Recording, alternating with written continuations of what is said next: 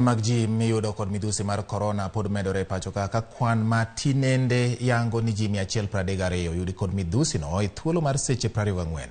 Ji ma kwan giromo 1187 ema nopime pacho ka mangima e thuolo no. Kaunti ma Nairobi ma pod otelo kod kwan ji maromo 83 ma ogamo COVID-19. Kauntis mamoko bende ma oyudie ji ma ogamo midhusi mar COVID-19 gin kaka Siaya mani kod ji 13, Nakuru ji 11, Kiambu ji 6, Homa Bay ng'at 1, mamoko gin Uasin Gishu, Meru, Bomet, Garissa, Kericho kod Kisii. Migawo mar thieth kata kamano koni pimo mar coronavirus ok tim kaka dwarore. Ikwayo tend osiptende mondo med kwan mag ji ma ipimo mondo mi tuono kik landre ahinya to e kindegi ma koro oganda orieyo nyasi mar sikuku.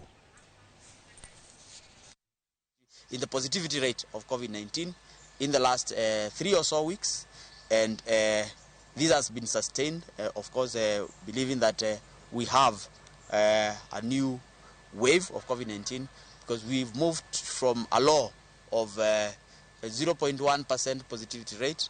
I think at some point went to up to 15% positivity.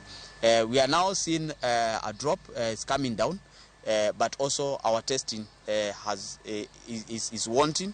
We are testing under 1,000 cases a day, which is fairly low, below our usual target for population. For us to say indeed we have epidemic control, or we are in a wave, then we should be testing about 7,000 people every day.